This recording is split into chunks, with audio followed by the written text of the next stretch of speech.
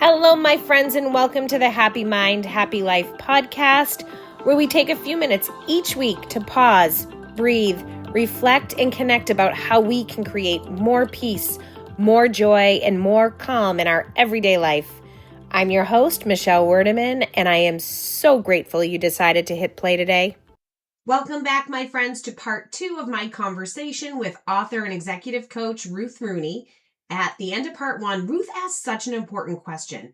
How do we practice this? How do we actually practice meeting people where they are, leading with empathy and curiosity, and really learning to navigate different perspectives with more understanding instead of judgment and expectation? So that, my friends, is exactly where we're picking back up today as we continue this really thoughtful conversation around communication, relationships, and the power of appreciating that we're not all meant to think the same way. How do you practice? And I think about this because I think about my husband, and we've been together for 23 years now. And I still have the expectation when I go to him with certain issues or problems that are upsetting me, the way he thinks, and he's military, but a lot of men think this way. He just wants to solve the problem.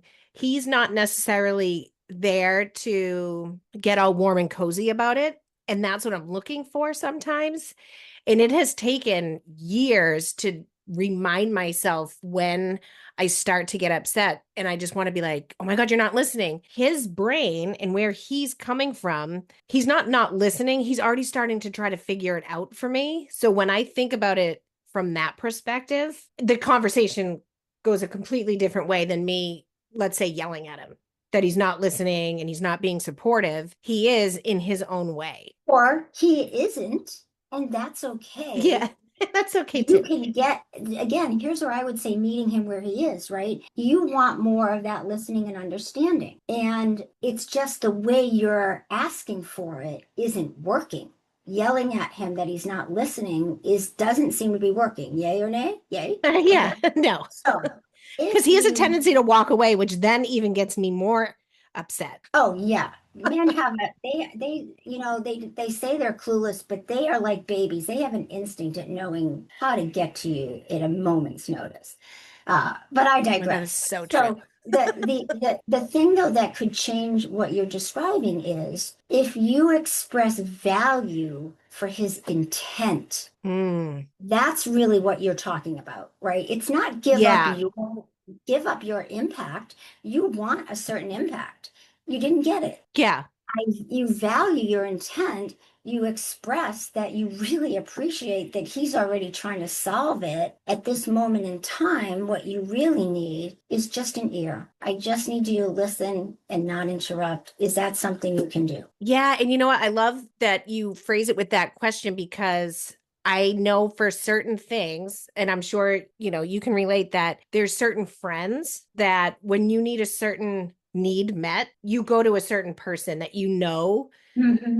can give you what you need in that moment. And there's some people that I have certain friends that, so kind of going back to how we started this conversation, because you were disappointed in a friend years ago, going back, over 20 years ago, I had a particular friend that just kept disappointing me. And I finally got to the point, it was probably years later when I was, more experienced and kind of just dealing with a lot of people, and I was tired of getting let down, but I loved her as a person. I let go of my expectations around what I thought her friendship should look like. And once I did that, the different ways that she would or wouldn't show up, I was okay with them at that point. And we've been friends for 30 years. But being able to recognize like, this is who she is. There's no right or wrong.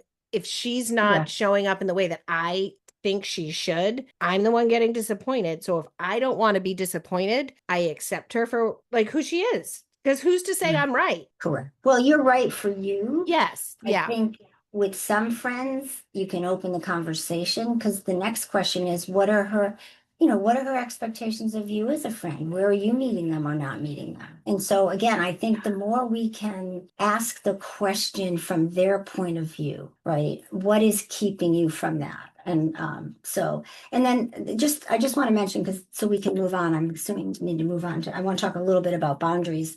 Yeah. In terms of how to develop it. We talked for a moment about practice. I think the thing that has been most successful for myself and everyone I know is do something hard and or new yourself. It's Mm. really easy. And my example is I was a single mom and I was stressed. I was working 4 days a week, 12-hour day so I could have a day at home. Well, that didn't work out so well as you might imagine. And Yeah. so I was pretty stressed most of the time. And so the kids would come home and what did I say? And which I imagine every mother and every planet says when the kids come home from school. Did you do your homework? Yeah. Go do your homework. Grab a snack, go do your homework. So easy. And they're, we're tired. It's too hard. Go do your homework. Well, I went back to school for my master's at night in this same period of time. I developed a lot more empathy. It was a lot harder for me to say, oh, just go do your homework when it was, oh, we now all have to go do our homework and I have homework too. So one thing I Yeah. suggest that really works is if you are struggling with this and you really want to practice it, learn a new language. That's always a tough one because it really puts you in a very unfamiliar territory. Take a class that you've been wanting to take. I mean, this fills a lot of bills, right? When you think about some of what is maybe missing for you when you're struggling with a friend or even at work, what is underlying that? Because in both cases, in all of these cases, when someone disappoints us over and over again, there's an underlying need that's not been met. So how can you, whether it's, learn something new or develop something new that you can find another way to fill that need? Anything that you take on, but take on something hard. Change a habit, right? What's a Oh, hard that's habit? hard. Yeah. I've been trying to change a habit of mine for quite some time now. Yeah. So when you're thinking about changing your husband to listen to you more, make sure you're also doing that thing that you're like, think about what it's taking for you to change your habit. This is so relevant to something that him and I are both trying to change now. And it's such a good reminder that if I am having a hard time changing it, of course he is too. Well, not of course, but yeah, just being more graceful for him who's having a hard time trying to change a certain habit. Yeah. Us in a position that instead of being across from the person in argument, we're standing behind them, solving the problem together. I mean, not behind them, beside them, Yeah. Yeah. right? Now we're both working on a problem, and I feel pretty comfortable that I picked a partner in my life and in my friendships that if we're standing side by side, we can solve almost anything. Yeah. Yeah. I love that. And so you mentioned boundaries. So I would love to let's talk about that and how this relates to boundaries because I feel like the word boundaries kind of got overused for a while there and it means different things to different people. So yeah, let's dive into that. Sure. So I think it's challenging and I think it is particularly hard for sensitive people who naturally have a lot of empathy. I've been told I naturally have a lot of empathy. The downside of that is setting boundaries is difficult. So I just want to start by saying everyone has to manage this and navigate it in their own way and in their own time. Yeah. At some point, and again, as much grace as you can. And I truly believe in that. And you really look inside their heart as much as you can. Having said that, if at some point what their choices are, right, you've accepted, they don't have to change. And again, the first step is you need to share. You need to share what you're feeling is missing. I'm While glad you ask brought that up because I was going to ask you because I've heard mixed things about this. Do you share with people what your boundaries are, or do you kind of keep them to yourselves and when they're broken, then you bring it up? If that makes any sense. Oh, Yeah. I think it depends. In a personal relationship, friends, family, I think to a large extent there might be a couple of real key ones, but generally they show themselves in our day-to-day interactions. So I think unless they're broken, these people wouldn't be our friends or or spouse, might be different with for here's an example. I would set expectations, for example, at a Thanksgiving dinner if I was having family over, of how I expected people to interact with each other. I would Like no set some, politics. well, it maybe more importantly, I want to tell them what to do. right? My expectation is that everyone at this table treats each other with the kindness and gratitude that we're here to celebrate. Hmm. I love that. What to do versus what not to do. Oh, it's what I mean, this is again, I think some of this is just, we're all a lot of high performing perfectionists and we're programmed to think about what's wrong, right? Let's critique because why bother? Why waste time on what we're doing well? That's another whole podcast, but another Hmm. myth.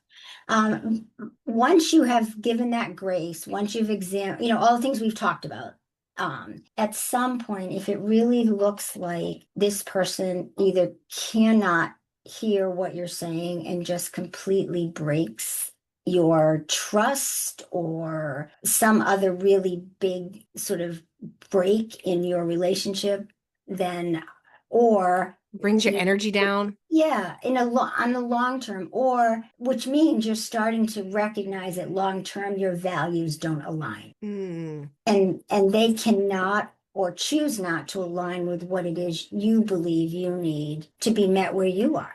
And I think that is the point at which we need to begin to distance ourselves. My hope is that long before we do that, again, I think in a team, we set out, any team I ever worked with, we set out, they used to be called ground rules. I hate that term. I use agreements, right? Our agreements are. And so I think in a formal environment or in some cases in a conflict, you probably want to set out some stated agreements. Okay. Otherwise, I think part of this too is I do think we wait till they're broken, but maybe sooner. I know for myself, sometimes I wait till they're broken to the point that the friendship is broken or almost broken before I speak up. And that's on me. So I think, go Yeah. ahead. No, I was going to say, I think a lot of people can relate to that. Yeah.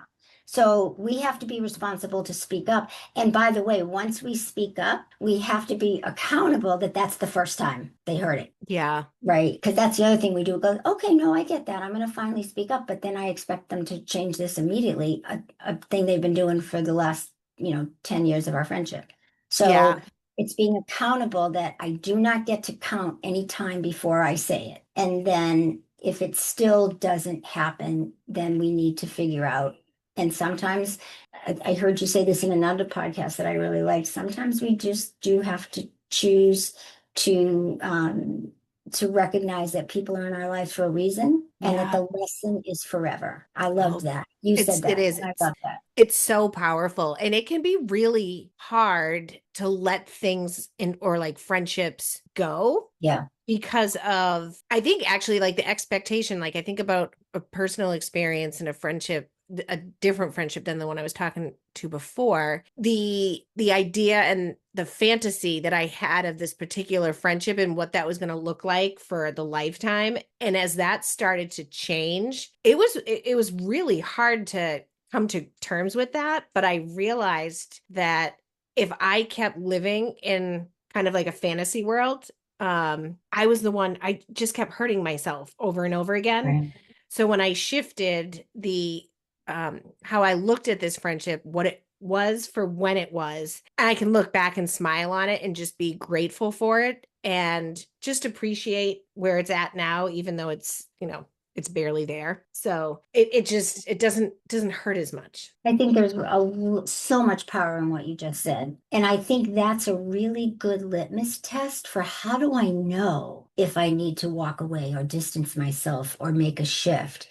And I think it's what you said, stay as long as you can and still walk away valuing and appreciating the friendship and the love that you had, Yeah. because Yeah. sometimes we wait too long and then we hate each other, and that's when we let it go too far, right? I And need that's when it's still broken, like you were right, saying before. right. Yeah. So it's a tough line to figure out, but that I think that would be the time. Like I do want to look back on a friendship or even a marriage, Yeah.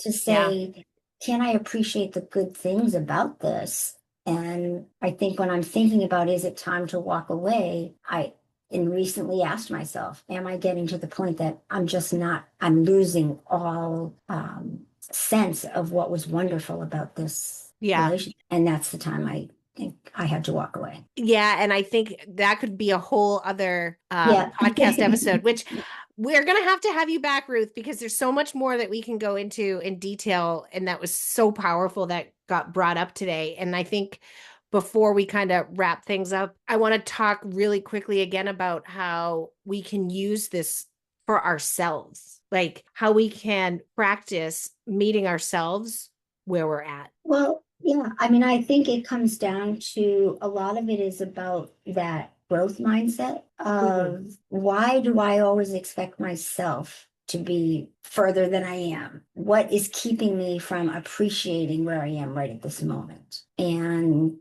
I think for perfectionists, it's kind of a joke, right? Don't shit on me, but perfectionists are should experts. Yeah. They should on themselves, they should on everybody else. So I think it's really that increasing our own self-awareness and recognizing that as much as we need to meet other people where they are, first of all, we can't do that if we don't know where we are, because then we have to bridge the gap. And we have to feel full in order to be able to reach out and meet someone where they are. And so I think it comes, again, another whole podcast, but it really comes down to, taking care of the heart in the mirror so that I can reach out and understand someone else and cut yourself some slack. Yeah. And I love how you talk about like the heart to heart, because when we can tune into our own heart space and our own heart center and quiet kind of like the noise of what our brain and our ego is telling us, like that's where it's really powerful because we can really hear like what our heart is saying and show ourselves some more empathy and grace and compassion. Yeah. It's something I tell perfectionists all the time. I know you think this is not a truism, but it is. You cannot be hard on yourself and not be hard on everyone else. And people will argue this, but I will come back and argue this with you until I am blue in the face. It is impossible to separate those two. So anyway. Yeah, no. And so one thing I've been doing recently, I just started doing on my podcast, and I know you are a fan of these, is my Happy Mind, Happy Life affirmation card deck. I love them. I love these cards. Thank you. I know you're so Fun amazing. for me. If you don't have these, your day is just not complete.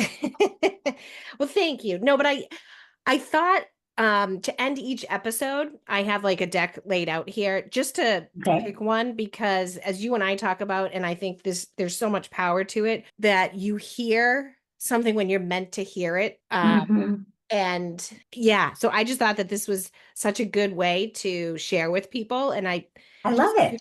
Yeah. And you know what? This is such a great topic. So this is what it says. I forgive myself and others with ease, and then release the weight. Freedom feels lighter. Like, what a perfect card for this conversation. Perfect card. Perfect card. Thank you so much for having me, Michelle. Thank you so much for being here. But it's been wonderful. I can't wait to have you back, and we will have to do that soon. Awesome. Thank you so much. Thank you. All right. Go out and meet someone where they are and take a walk. Thank you so much for being here and spending time with me today. If this episode resonated with you, or you think someone in your life could really use this message, I'd love for you to share it with them. And make sure you're subscribed so you don't miss any upcoming episodes and conversations. You can also stay connected with me on Instagram at Michelle Werdeman, or visit michellewerdeman.com for upcoming events, offerings, the Happy Mind, Happy Life app, and so much more. And as always, cheers to creating a happier mind and a happier life.